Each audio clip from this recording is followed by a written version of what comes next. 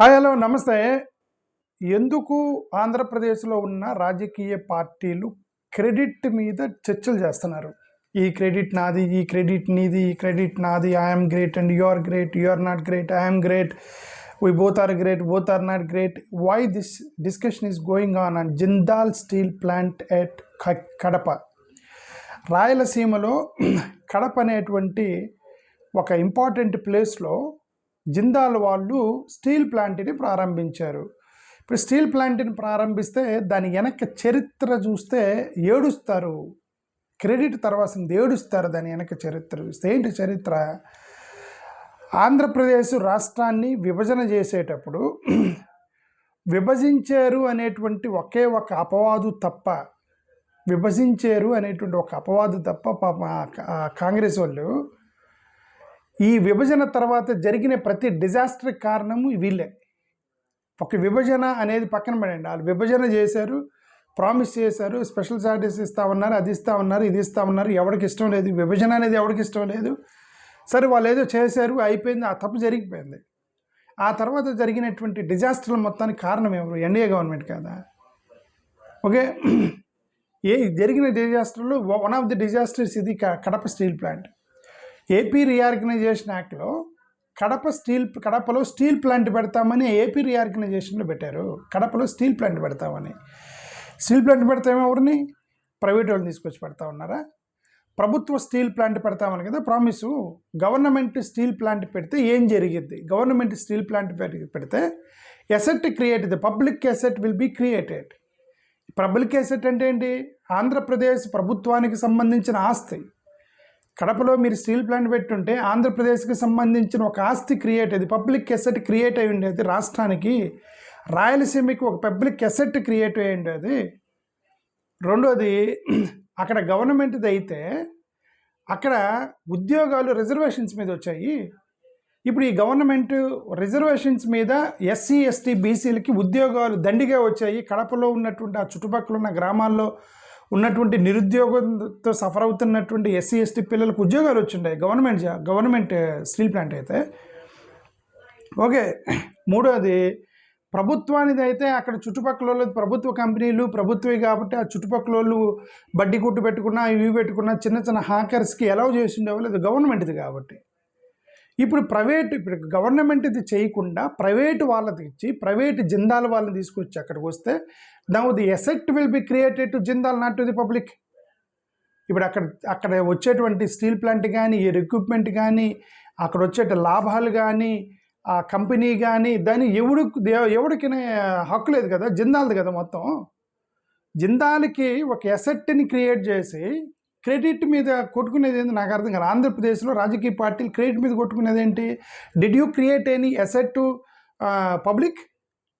సరే, ఎసెట్ తర్వాత ఉద్యోగాలు కల్పిస్తారు ప్రైవేట్ వాళ్ళు కాబట్టి, కొన్ని ప్రైవేట్ ఉద్యోగాలు కల్పిస్తారు. రిజర్వేషన్ ఇస్తావు నువ్వు, ఎవరికి ఇస్తారు ఉద్యోగాలు? ఎస్సీ ఎస్టీ బీసీలకు ఉద్యోగాలు వస్తాయి అక్కడ. ఎవరికి ఇస్తారు? రెఫరెన్స్ ద్వారా, రికమెండేషన్ ద్వారా మీకు వాళ్ళకి కావాల్సిన ఎవరికో బాగా టాలెంట్ ఉంటే తప్ప ఎస్సీ ఎస్టీలకు రావు అక్కడ. అదర్వైజ్ ప్రభుత్వ సంస్థలు అయితే రికమెండేషన్ మీద, రిజర్వేషన్ మీద వచ్చేది కదా, రికమెండేషన్ కాదు కదా.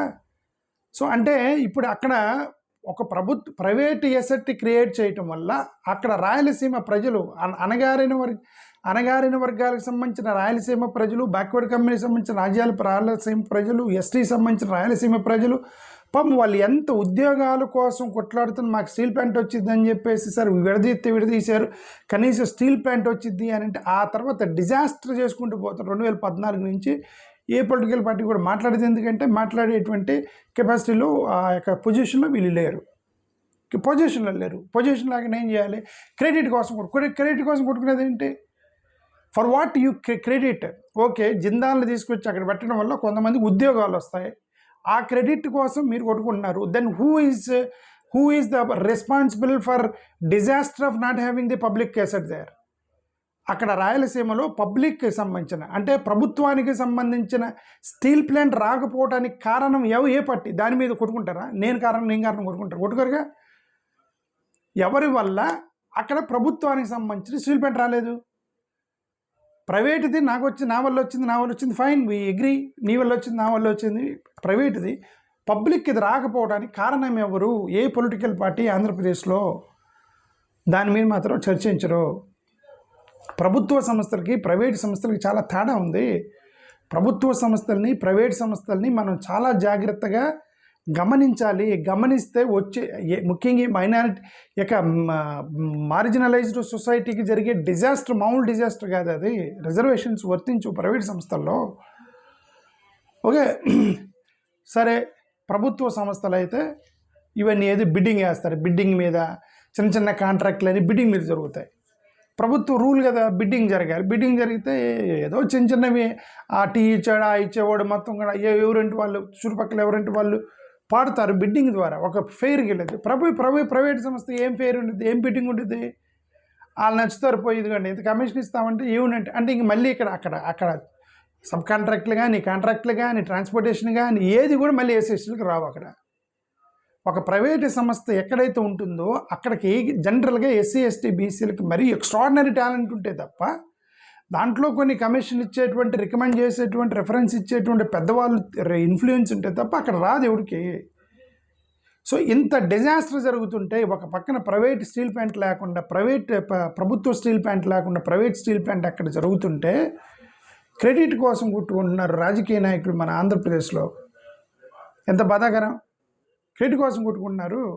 స్టీల్ ప్లాంట్ పోయింది, ఆ ఉన్న స్టీల్ ప్లాంట్ని ప్రైవేటైజేషన్ చేయకుండా కొన ఊపిరి మీద అట్లా ఆపారు. ప్రైవేటైజేషన్ చేయకుండా కొన ఊపిరి మీద ఆపారు. బట్ స్లోగా నష్టాల్లోకి వెళ్తుంది. స్లోగా సార్ మొన్న ప్రాఫిట్ ఏదో వచ్చిందని చెప్పారు మొన్న. ఓకే, ఏదైనా సరే అది అన్సర్టనిటీ. ఆ స్టీల్ ప్లాంట్ అన్సర్టనిటీ. అక్కడెక్కడో గిరిజన యూనివర్సిటీ పెడతామన్నారు. స్పెషల్ కేటగిరీ స్టాటస్ ఏమైంది? స్పెషల్ కేటగిరీ స్టాటస్ అనేది ఆ విభజన చేసిన వాళ్ళు మేము ఇస్తామన్నారు కదా. విభజన చేసే వాళ్ళు మేము ఇస్తామంటే మేము స్పెషల్ స్టాటస్ లేదేంలే ప్యాకేజీ ఇచ్చేస్తాం తీసుకోండి అని చెప్పి అన్నారు. మళ్ళీ రేపొద్దున ఒకవేళ పొరపాటున ఏమన్నా ఏం లేదులేండి, కాంగ్రెస్ లేదు, ఏం లేదు. ఇక్కడ ఆంధ్రప్రదేశ్లో కాంగ్రెస్ అనేది లేదు.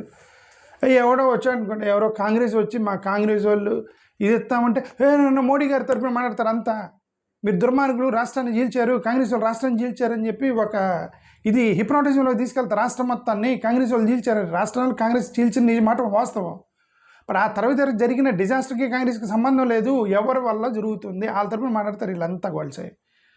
అన్ని పొలిటికల్ పార్టీలు కలిసి వాళ్ళ తరఫున మాట్లాడతారు. మోడీ గారి తరఫున, బీజేపీ తరఫున మాట్లాడతారు. ఎందుకు స్పెషల్ కేటగిరీ స్టాటస్ లేదు? ఎందుకు ఇప్పుడు ప్రభుత్వ సంస్థలకు సంబంధించిన స్టీల్ ప్లాంట్ రావాలి కదా, అది ఎందుకు లేదు? ఈ ప్రభుత్వ ఉద్యోగాలు ఎవరు తెచ్చేయాలి? రిజర్వేషన్స్ ఎవరు పెట్టాలి? అక్కడ ఎస్సీ ఎస్టీ బీసీలు ఎవరు పెట్టాలి? అక్కడ ఇదంతా దీనికి కారణం ఏ పొలిటికల్ పార్టీ మాత్రం మాట్లాడరు. జిందాలో వచ్చి ఓపెన్ చేశారట, నాది అని చెప్పి కొట్టుకుంటున్నారు. అది సంగతి. థ్యాంక్ యూ, నమస్కారం.